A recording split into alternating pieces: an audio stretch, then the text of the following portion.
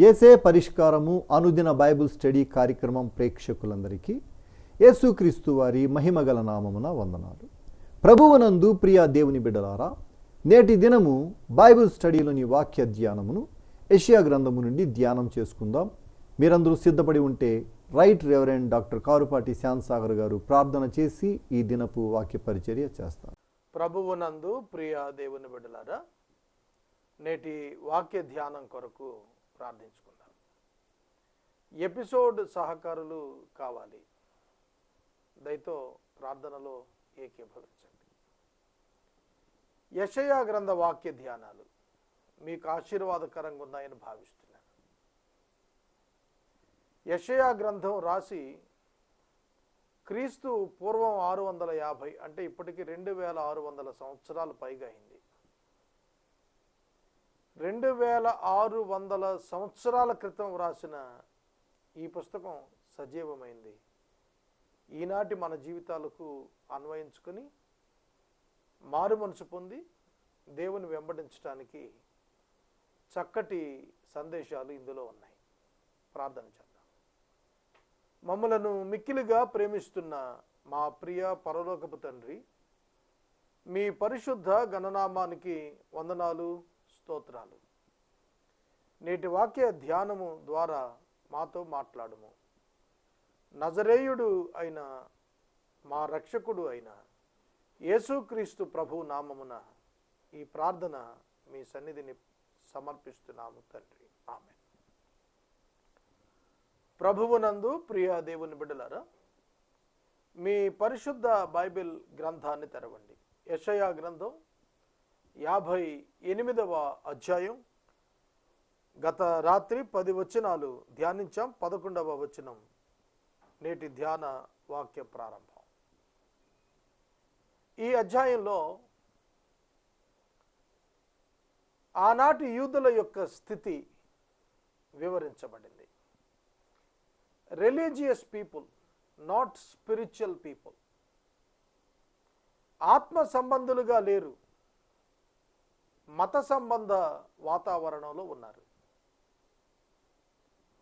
మనసు మారినదిగా లేదు, భౌతికంగా ఆచారాల కనపరుచుట ఎందే ఆసక్తి కలిగిన వారుగా ఉన్నారు. హృదయములు దేవునికి దూరంగా ఉన్నాయి. కార్యాలు, కార్యక్రమాలు మతాసక్తితో కూడినవై సాక్ష్యమిస్తున్నాయి. దేవుడు కోరుతోంది ఏమిటి? భౌతిక క్రియల, మార్పు నొందిన హృదయమా? హృదయము మార్పు నొందకుండా క్రియలు చేస్తూ దేవుణ్ణి కన్విన్స్ చేయలేం. మనుషులను కన్విన్స్ చేయొచ్చు. మనిషి పై రూపం చూస్తాడు, దేవుడు హృదయాంతరంగం చూస్తాడు. బయటకు భక్తి, లోపల లోక సంబంధమైన దుస్థితి. ఆనాడు యూదులు, ఈనాడు మత క్రైస్తవులు ఇలాగే ఉన్నారు. ప్రధానంగా క్రైస్తవేతరుడు తాను క్రైస్తవుడని క్లెయిమ్ చేసుకోవటం లేదు. తన పాపంలో తానే నిలిచి ఉన్నాడనేది తనే కన్ఫెస్ చేస్తున్నాడు. కానీ మత క్రైస్తవుడు ఉన్నాడే, మార్పు నొందకుండా మతపరంగా క్రైస్తవ్యంలో ఉన్నవాడు, క్రైస్తవ తల్లిదండ్రులకు జన్మించి క్రైస్తవ ఆచారాదులకు అలవాటు పడినవాడు. అలాంటివాడు ఏ విధంగా కనిపిస్తున్నాడు? దేవుణ్ణి అట్లాంటి వాడు సంతోషపెట్టలేడు. సోదరుడా, సోదరి, 11వ వచనం మనం ప్రారంభించే ముందు గత 10 వచనాల్లో దేవుడు కోరినది ఏమిటి? కానీ మనుషులు చేస్తోంది ఏమిటి? ఉపవాసం చేస్తున్నారు. కానీ దేవుడు కోరినది ఆ విధమైన ఉపవాసం కాదు. అది గ్రహించలేకపోయారు. దేవుడు కొన్ని లక్షణాలు చెప్పాడు. అలా గనక మీరు జీవించినట్లయితే మీ జీవితాలు ఆశీర్వాదకరంగా ఉంటాయి. లోకంలో ఉన్న చీకటి నీకు మధ్యాహ్నం లాంటి వెలుగుగా దేవుడు మార్చి ప్రకాశింపచేస్తాడు. 11వ వచనం, యెహోవా నిన్ను నిత్యము నడిపించును, క్షామకాలమున ఆయన నిన్ను తృప్తిపరిచి నీ ఎముకలను బలపరచును. నీవు నీరు కట్టిన తోట వలెను ఎల్లప్పుడూ ఉబుకుచూ ఉండు నీటి ఊట వలెను ఉండెదవు. చూడండి, ఆశీర్వాదం అంటే, నిజ ఆశీర్వాదం అంటే ఇదే. దేవుని చేత నడిపించబడుట గొప్ప ధన్యత. మిమ్మలను ఎవరు నడిపిస్తున్నారు? ఒక్కసారి ఆలోచన చేసుకోండి. మీ శరీర ఇచ్చ మిమ్మలను నడిపిస్తోందా? మీ మనసు మిమ్మలను వశం చేసుకొని నడిపిస్తోందా? అపవాది తన చిత్తం నెరవేర్చుట కొరకు నిన్ను శోధించి నడిపిస్తున్నాడా, లేక దేవుడు నిన్ను నడిపిస్తున్నాడా? కొన్ని సందర్భాల్లో సొంత మనసు మనలను నడిపించేస్తుంది. స్వబుద్ధిని ఆధారం చేసుకున్నప్పుడు దేవుని స్వరం వినటానికి మక్కువ చూపించరు. కాబట్టి తనకు ఏ మార్గం తోస్తే ఆ మార్గాన్ని వెళ్ళిపోతారు. అలా వెళ్ళిపోవటం వలన ప్రయోజనం కలగదు, సరికదా? దేవునికి దూరంగా వెళ్ళిపోతున్నా. దేవుడు నిన్ను నడిపించినట్లయితే నీ జీవితం భిన్నంగా ఉంటుంది. యేసు మార్గము సిలువ మార్గం. యేసు నడిచినది ఇరుకు మార్గం. యేసు నడిచిన బాటలోనే యేసు తాను విశ్వాసులను నడిపిస్తాడు. ఈ లోకములో దేవుని యొక్క మార్గం ఇరుకు మార్గం, అపవాది యొక్క మార్గం విశాల మార్గం. దేన్ని కోరుకుంటాం మనం? సాధారణంగా మనుషులందరూ విశాల మార్గమే కోరుకుంటారు. కానీ విశ్వాసులు ఇరుకు మార్గం కోరుకోవాలి. అప్పుడే ఆయన మిమ్మల్ని నడిపిస్తాడు. గుర్తింపు కొరకు కానీ, స్వార్థ లాభాపేక్ష కొరకు కానీ నీ జీవితాన్ని నీవు నడిపించుకుంటూ వెళితే అది నీ సొంత బుద్ధి పైన ఆధారపడి నడవటమే తప్ప దేవుని చేత నడిపించబట్టం కాదు. నా గొర్రెలు నా స్వరం వినును, అవి నన్ను వెంబడించును అన్నాడు. నీవు దేవుని వెంబడిస్తున్నప్పుడు దేవుడు నీ ముందర నడుస్తాడు. నేను వాటికి ముందుగా నడుచుదును. యోహాను సువార్త 10వ అధ్యాయంలో యేసు చెప్పిన మాట. నేను గొర్రెలకు మంచి కాపరిని, నా గొర్రెలు నా స్వరం వింటాయి, అవి నన్ను వెంబడిస్తాయి అన్నాడు. గొర్రెల కాపరికి పశువుల కాపరికి వ్యత్యాసం ఉంది. గొర్రెల కాపరి ముందు నడుస్తాడు గొర్రెలకు, పశువుల కాపరి పశువులకు వెనకాల నడుస్తాడు. ఉదాహరణ, మీరు రోడ్లపైన తిరుగుతున్న జంతువులను చూడండి. గొర్రెలను నడిపించేటప్పుడు కాపరి ముందు వెళతాడు, కాపరి వెనక గొర్రె గుడ్డి గడిపోతూ ఉంటుంది.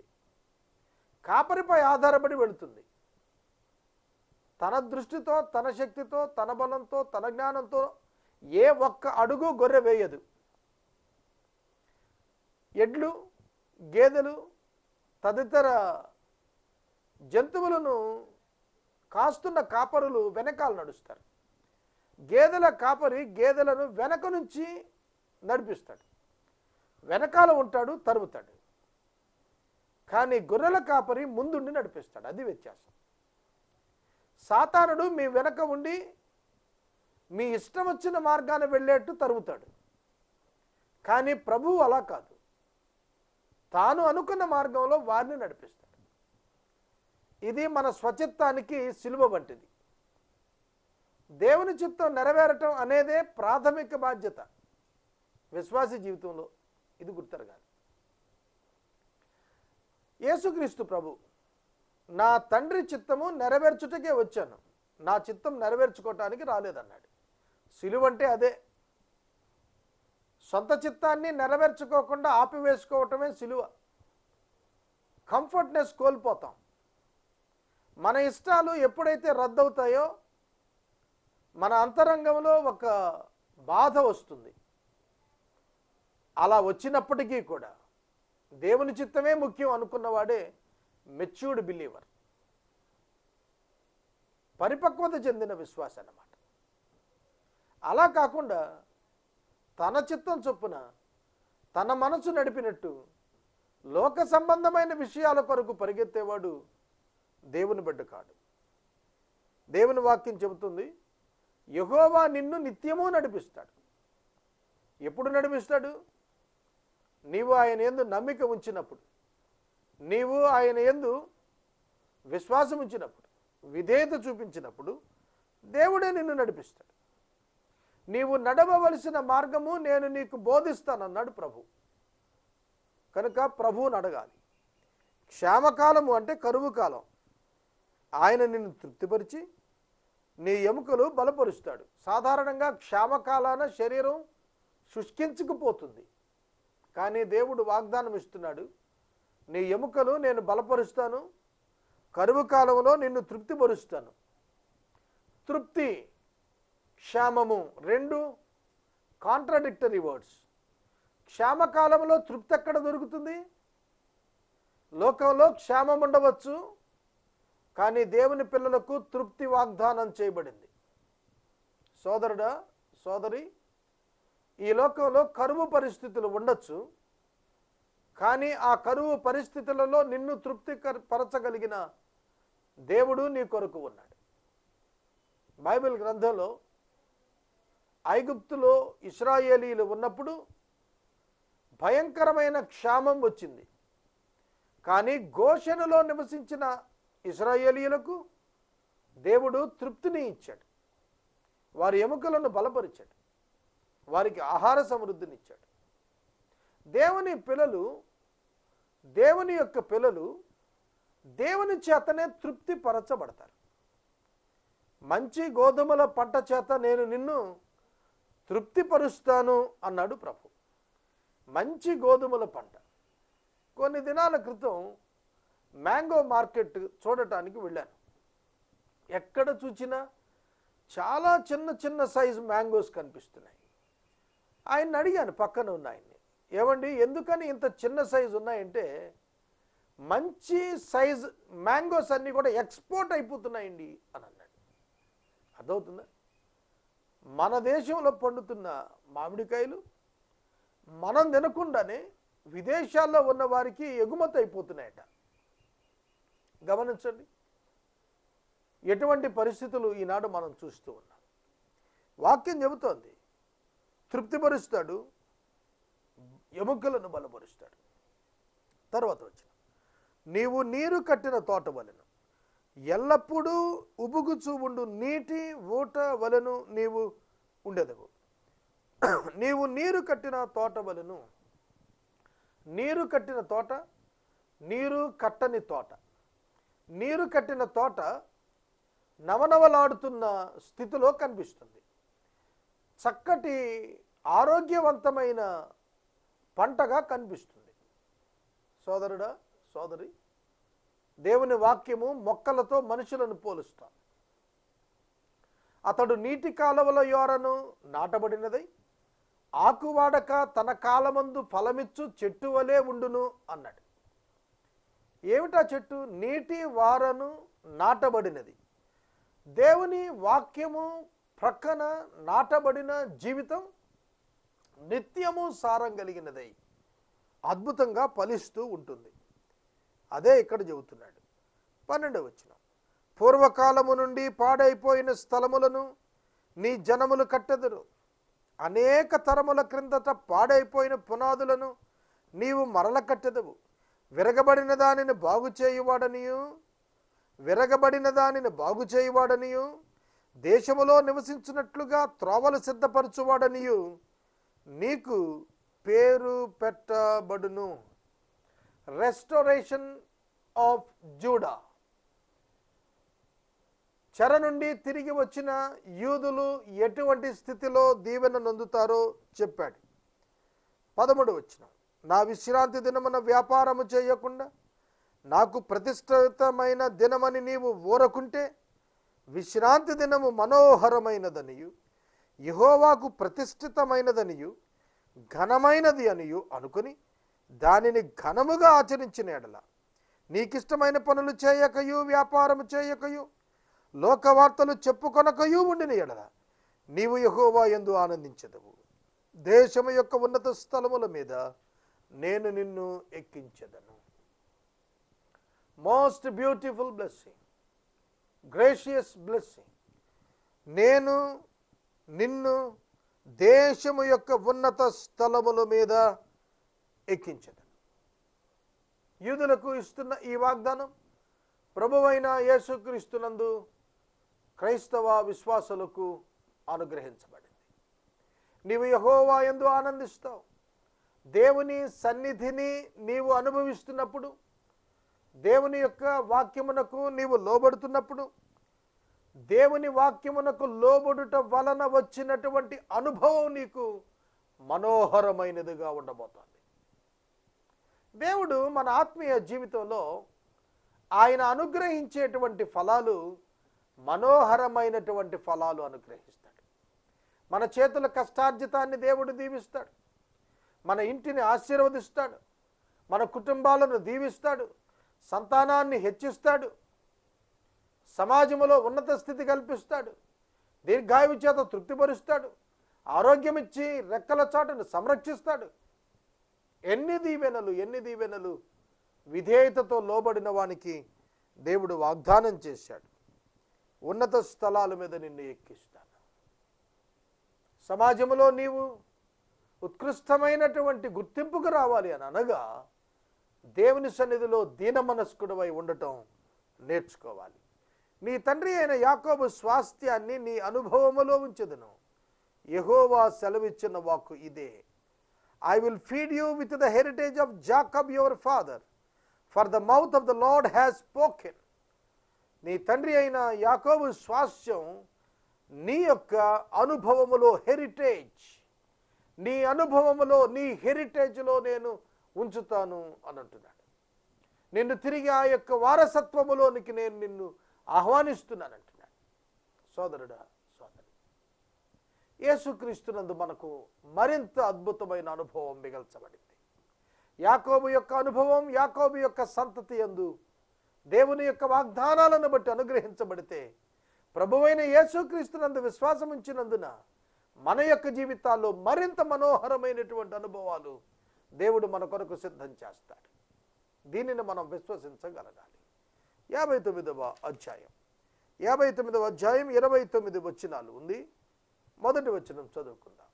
రక్షింప నేరక ఉండునట్లు యెహోవా హస్తం కురుచు కాలేదు, విననేరక ఉండునట్లు ఆయన చెవులు మందము కాలేదు.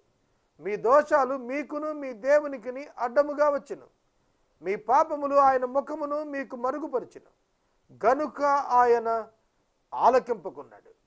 ఈ 2 వచనాలు తర్వాత వచనాలు చూస్తున్నప్పుడు దేవునికి మానవునికి మధ్య అడ్డుగా వచ్చినది మానవుని యొక్క పాపం, మానవుని యొక్క దోషం దేవుని ముఖాన్ని మనకు మరుగు చేసింది. దేవుడు మన మొర ఆలకించకుండా అయిపోతాం. యోహాను సువార్త 9వ అధ్యాయంలో పుట్టిగుడ్డివాడు స్వస్థత పొందిన తరువాత శాస్త్రులు పరిసయ్యులు అతన్ని పట్టుకుని బాధిస్తున్నారు. అతడు అన్నాడు, దేవుడు పాపుల మనవి ఆలకించకపోవనని నేను ఎరుగుదును, పుట్టినప్పటి నుండి గుడ్డివాడినైనా నా కన్నులు తెరిచిన వాడు పాపి ఎట్లగును, అతడు ఖచ్చితంగా దేవుని కుమారుడై ఉంటాడని సాక్ష్యం ఇచ్చాడు. సోదరుడా, సోదరి, మన జీవితాల్లో మనం నేర్చుకోవాలి, దేవుని యొద్దకు రావాలి. దేవుని యొద్దకు రావాలి అనగా అడ్డుగా ఉన్నటువంటి పాపాన్ని గురించి నీవు సీరియస్గా ఆలోచించాలి. నీవు నీ హృదయంలో పాపమును పెట్టుకుని లక్ష్యము చేసి దేవుని యొద్దకు రావటానికి నువ్వు ప్రయత్నం చేస్తున్నావు అంటే అది సరి అయిన విధానం కాదు. నువ్వు పశ్చాత్తాపడి పాపమును ఒప్పుకొని విడిచిపెట్టి ప్రభు యొద్దకు వచ్చి విశ్వసించి ఆయన ఇచ్చేటువంటి రక్షణను ఉచితముగా నీవు పొందవచ్చును. రక్షింపనేరక ఉండునట్లు ఆయన హస్తము కురుచు కాలేదు, విననేరక ఉండునట్లు ఆయన చెవులు మందము కాలేదు. హస్తము కురుచ కాలేదు, చెవులు మందము కాలేదు. దేవుడు సెన్సిబుల్గానే ఉన్నాడు, సెన్స్లెస్గా హ్యూమన్ బీయింగ్ తయారయ్యాడు. అర్థమవుతుందా? దేవునిలో లోపం ఎన్నడూ లేదు. లోపం మనుషుల్లోనే ఉంది. మనుషులు చాలా సందర్భాల్లో తమకు నష్టము కష్టము వచ్చినప్పుడు దేవుని నిందిస్తున్నారు.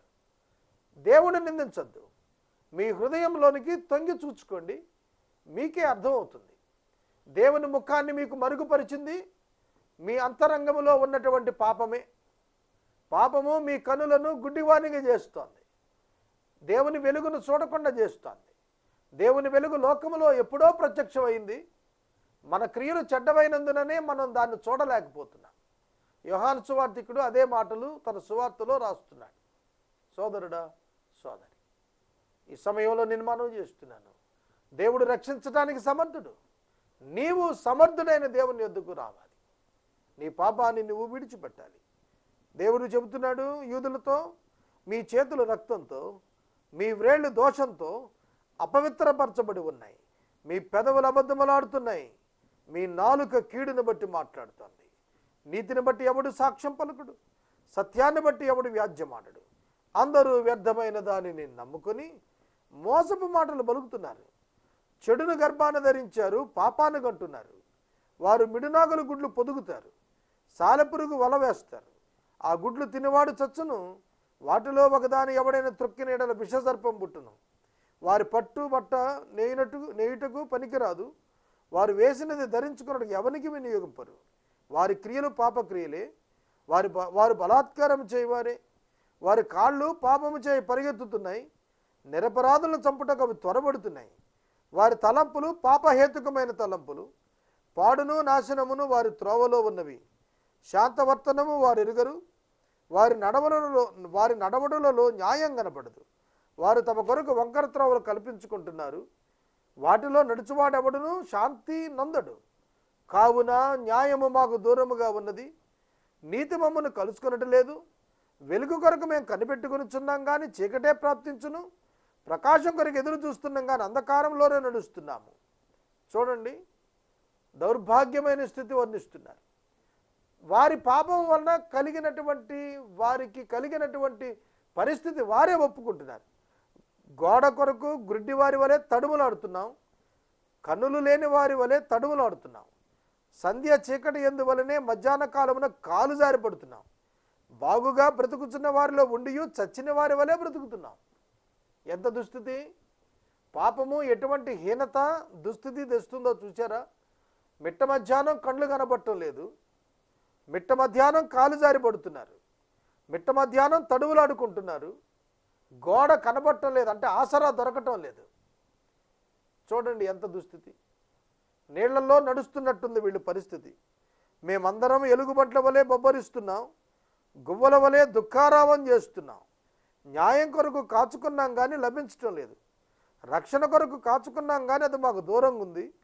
మేము చేసిన తిరుగుబాటు క్రియలు నీ ఎదుట విస్తరించి ఉన్నవి. ఒప్పుకుంటున్నారండి. మా పాపములు మా మీద సాక్ష్యం పలుకుతున్నాయి, మా తిరుగుబాటు క్రియలు మాకు కనబడుతున్నాయి, మా దోషాలు మాకు తెలిసే ఉన్నాయి. తిరుగుబాటు చేయుటయు యెహోవాను విసర్జించుటయు, మా దేవుని వెంబడింపక వెనుదీయుటయు, బాధాకరమైన మాటలు విధికి వ్యతిరేక్తమైన మాటలు వచించుటయు, హృదయమును యోచించుకున్న అసత్యపు మాటలు పలుకుటయు, ఇవి ఏ మా వలన జరుగుచున్నవి. వండర్ఫుల్! ఇవి ఏ మా వలన జరుగుచూ ఉన్నవి. వారి పాపం వారికి అర్థమైంది. పాపం వల్ల వారి యొక్క దుస్థితి వారికి అర్థమైంది. ఈ రాత్రి నీకు అర్థం కావాల్సింది, నీ పాపం నీకు అర్థం కావాలి.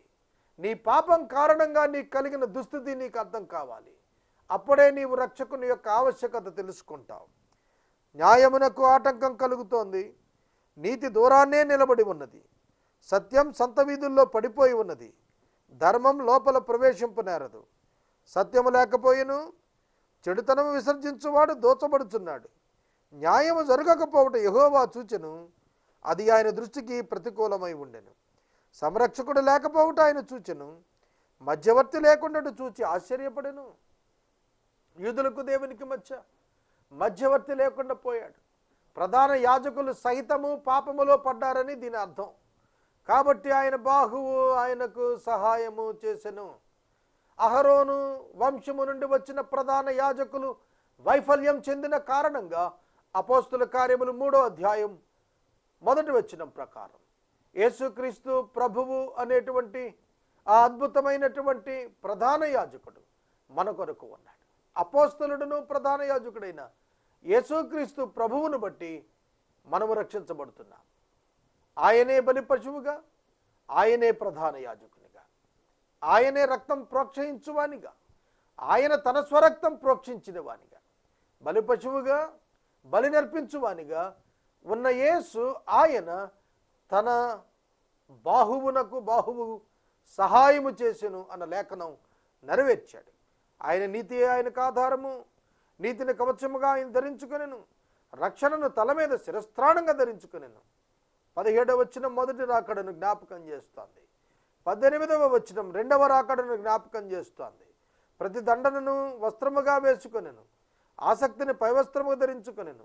వారి క్రియలను బట్టి ఆయన ప్రతిదండన చేయును, తన శత్రువులకు రౌద్రము చూపును, తన విరోధులకు ప్రతీకారము చేయును, ద్వీపస్తులకు ప్రతీకారము చేయును.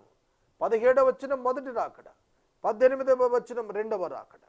రెండవ రాకడలో ఆయన ప్రతిదండన వేసుకొస్తాడు, క్రియలను బట్టి ప్రతిదండన చేస్తాడు, శత్రువులకు రౌద్రం చూపుతాడు, విరోధులకు ప్రతీకారం చూపుతాడు, ద్వీపస్తులకు తీర్పు తీరుస్తాడు. పడమటి దిక్కున ఉన్నవారు యెహోవా నామానికి భయపడతారు, తూర్పు దిక్కున ఉన్నవారు ఆయన మహిమకు భయపడతారు. యెహోవా పుట్టించు గాలికి కొట్టుకుని పోవు ప్రవాహ జలముల వలె ఆయన వచ్చును. సియోను యొద్దకును యాకోబులో తిరుగుబాటు చేయటం మాని మళ్ళుకున్న వారి యొద్దకును విమోచకుడు వచ్చును. వండర్ఫుల్, విమోచకుడు వచ్చును. రెండవ రాకడ, ప్రభు వారి యొక్క రెండవ రాకడలో యూదుల మధ్యకు ఆయన తిరిగి సియోను మందిరమునకు రానయ్యున్నాడని ప్రవచనం చెబుతున్నది. నేను వారితో చేయి నిబంధన ఇది, నీ మీద ఉన్న నా ఆత్మయు, నేను నీ నోట ఉంచిన మాటలను నీ నోట నుండి, నీ పిల్లల నోట నుండి, నీ పిల్లల పిల్లల నోట నుండి ఈ కాలము మొదలుకొని ఎల్లప్పుడూ తొలగిపోవని యెహోవా సెలవిస్తున్నాడు. నీతిమంతుని యొక్క సంతానము, పిల్లల పిల్లల తరములు దేవుని యందు నిలిచి ఉంటారని దేవుడు తన కృపను చూపిస్తున్నాడు. వాక్యాన్ని నేను ముగిస్తున్నాను. వాక్యం ఉండిన సహోదరుడా, సహోదరి, యేసుక్రీస్తు ప్రభువునందు విశ్వాసం ఉంచు, పాపమును ఒప్పుకొని విడిచిపెట్టు, అపవిత్ర జీవితానికి స్వస్తి పలుకు, పరిశుద్ధతను నీ జీవితంలోనికి ఆహ్వానించు. దేవుని కృప నీకు తోడై ఉండును గాక. మనము ఇంతవరకు రైట్ రెవరెండ్ డాక్టర్ కారుపాటి శ్యామ్సాగర్ గారి ద్వారా బైబిల్ స్టడీలోని వాక్య ధ్యానమును యెషయా గ్రంథము నుండి ధ్యానం చేసుకున్నాం. ఈ కార్యక్రమం ద్వారా మీరు పొందుకొనుచున్న ఆత్మీయ మేలులు ఒక ఉత్తరం ద్వారా మాకు తెలియచేయండి. మీ ప్రార్థనా మనవులు మాకు తెలియచేస్తే ఏసే పరిష్కారం కార్యాలయంలో ఏర్పాటు చేసిన ప్రత్యేక ప్రార్థనా శిబిరంలో మీ కొరకు ప్రార్థిస్తాం. మీ కుటుంబ పక్షంగా ఒక ఎపిసోడ్ ప్రసారం చేయాలనుకున్నారు మాకు తెలియచేస్తే మా సిబ్బంది మీ గృహాలను దర్శిస్తారు. ముగింపు ప్రార్థన ఆశీర్వాదాలతో ఈ కార్యక్రమాన్ని ముగించుకుందాం. ప్రార్థన చేసుకుందాం. మమ్మల్ని మిక్కిలుగా ప్రేమిస్తున్న మా ప్రియ తండ్రి, మీకు వందనాలు, స్తోత్రాలు. వాక్యము విన్న బిడ్డలను దీవించమని ప్రార్థిస్తున్నాం. మీ చేతులకు మమ్మల్ని సమర్పిస్తున్నాం. ఎపిసోడ్ సహకారులను ఈ మాసాంతం వరకు పంపించండి. అనారోగ్యంతో ఉన్న బిడ్డలకు ఆరోగ్యాన్ని ప్రసాదించండి. ప్రత్యేకంగా తీవ్రమైన వేసవి, ఆంధ్రాలో తెలంగాణలో వందలాది మంది చనిపోయారు. ప్రభు కనికరించండి. ఎండవేడిమి నుండి ప్రభు ప్రజలు తప్పించుకున్నట్టుకు జ్ఞానమునివ్వండి. ప్రభు అటువలనే పేదలను జ్ఞాపకం చేసుకోండి. గృహాలు లేనివారు, వాతావరణమును బట్టి భయంకరమైన స్థితిని ఎదుర్కొంటున్న వారిని కరుణించమని ప్రార్థన చేస్తున్నాం. ఘనత, మహిమ, ప్రభావాలు మీరే పొందండి. యేసు ప్రభు పేరిట అడుగుచున్నాము తండ్రి, ఆమెన్. తండ్రి అయిన దేవుని ప్రేమ, కుమారుడైన యేసయ్య కృప, పరిశుద్ధాత్మని యొక్క అన్యోన్య సహవాసం సదాకాలం మనందరికి తోడై ఉండును గాక. ఆమెన్.